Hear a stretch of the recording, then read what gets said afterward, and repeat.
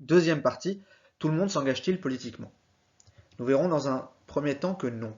En fait, tous les individus ne s'engagent pas dans une association, dans un syndicat ou un parti politique. Tous les individus ne vont pas voter et nous essaierons de comprendre qu'est-ce qui fait que ces personnes ne vont pas voter alors que d'autres vont voter, s'engagent dans un parti politique, etc. Dans un second temps, nous nous intéresserons donc aux personnes qui s'engagent et comment est-ce qu'elles le font, dans quelle organisation.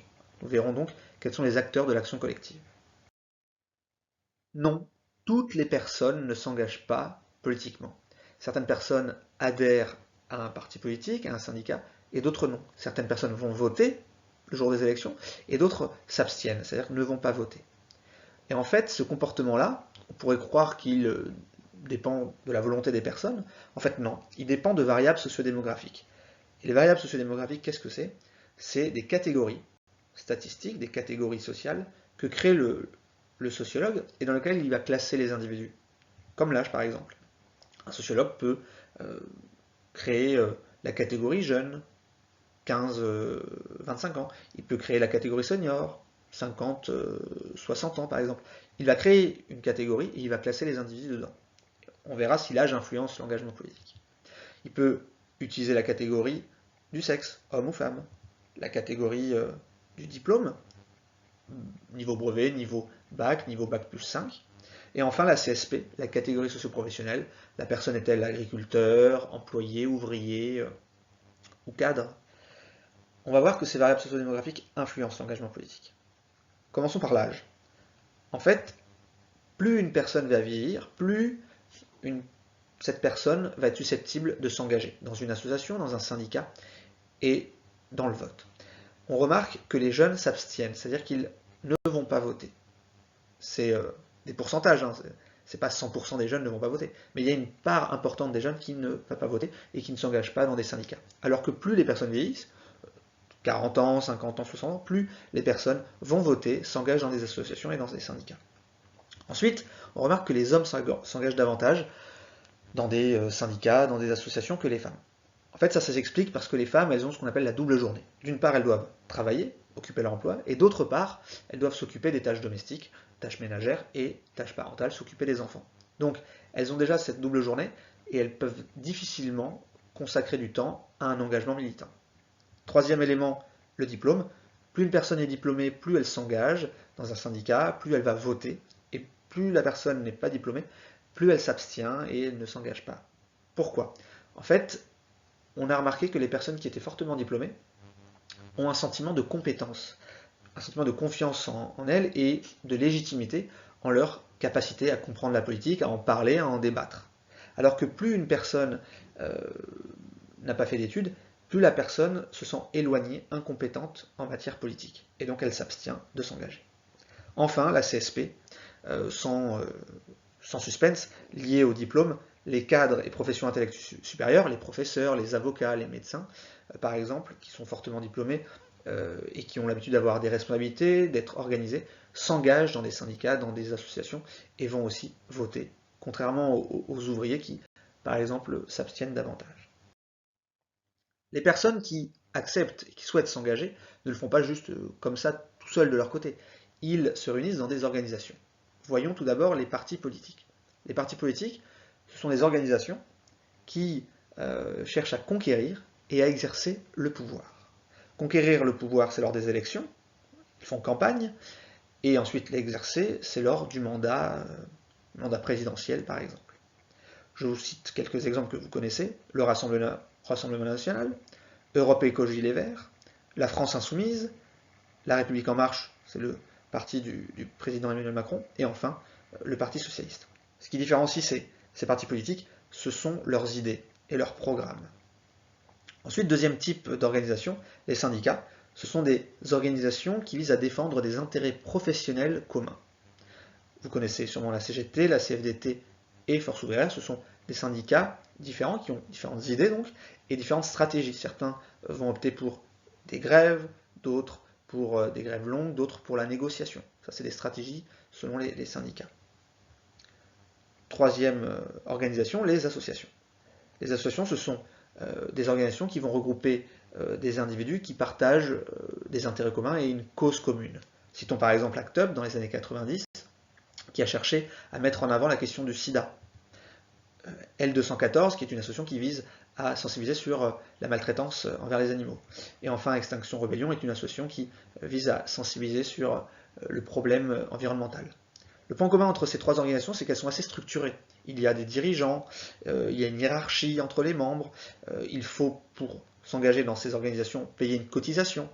Donc c'est quelque chose d'assez formel, assez organisé. La quatrième forme d'organisation, qui l'est beaucoup moins, c'est les groupements de personnes. Les groupements de personnes, ce sont simplement les rassemblements de personnes sur une place ou sur un rond-point, des personnes qui partagent des intérêts communs, mais qui ne souhaitent pas adhérer à un parti ou une association. C'est quelque chose qui est moins organisé, les groupements de personnes, et qui est plus spontané. Troisième partie, dans quel but et comment s'engage-t-il? Donc on vient de voir qu'il y avait des individus qui étaient prêts à s'engager et qui s'engageaient dans des associations, des partis politiques, des syndicats. On va voir pourquoi, dans quel but, quel est leur objectif et comment est-ce qu'ils s'engagent, avec quelles armes, avec quels outils ils essayent de mener à bien leur action. Nous allons voir pour ça qu'il existe deux types de conflits. Tout d'abord les conflits traditionnels et dans une deuxième sous-partie nous verrons les conflits modernes. Commençons par les conflits traditionnels.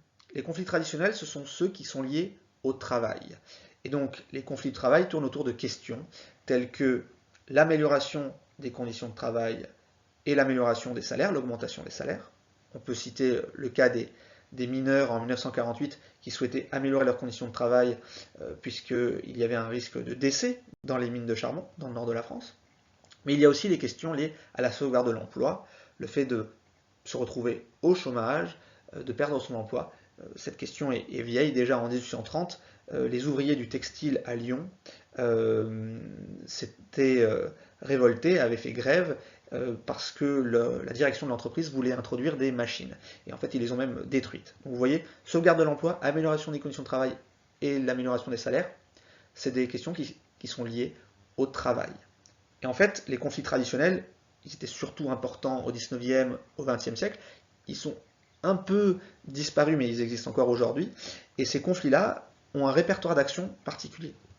Un répertoire d'action, qu'est-ce que c'est? C'est un ensemble de moyens d'action. Voilà. Ça ne doit pas vous gêner. C'est un moyen d'action. Et quels sont les moyens d'action des ouvriers lors des conflits du travail? Tout d'abord, la pétition. C'est une lettre collective adressée à l'entreprise, exigeant certaines avancées, une augmentation de salaire, etc. Deuxième élément, deuxième moyen d'action, le débrayage. Le débrayage, c'est un arrêt du travail, mais sur une courte durée, 1 heure ou 2 par exemple. Les personnes vont arrêter de produire. La cessation un peu plus longue, c'est la grève, la cessation sur un jour, plusieurs jours, voire plusieurs semaines du travail. La grève, ça est lié, comment dire, vous perdez une journée de travail lorsque vous faites grève, et l'objectif c'est de mettre une forme de pression sur la direction de l'entreprise et l'inciter à négocier. Enfin, au-delà de la grève, il y a aussi la manifestation. En plus de faire grève, les personnes peuvent manifester, c'est-à-dire se grouper sur une place publique, dans une rue, pour ainsi mobiliser aussi l'opinion publique et sensibiliser l'opinion publique à leur combat. Les conflits modernes, ceux qui sont apparus plus dans les années 70-80 et aujourd'hui, sont des conflits qu'on appelle des conflits post-matérialistes. Pourquoi post-matérialistes? En fait, les conflits par le passé visaient notamment à augmenter le pouvoir d'achat, augmenter le salaire des ouvriers par exemple. Et avec ce salaire, ils ont pu satisfaire des besoins matériels, avoir une maison, consommer des biens matériels.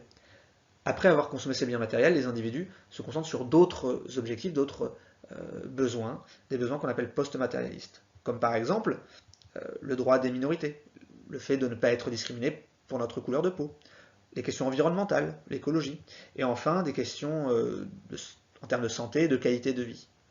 Donc qui ne sont pas liées à une augmentation de salaire par exemple. Et ces conflits modernes, ces conflits post-matérialistes, ont un répertoire d'action aussi particulier, des modalités d'action, des moyens d'action différents de ceux du conflit du travail. Citons par exemple l'utilisation de lieux innovants. Avant, le lieu, c'était l'usine, l'entreprise.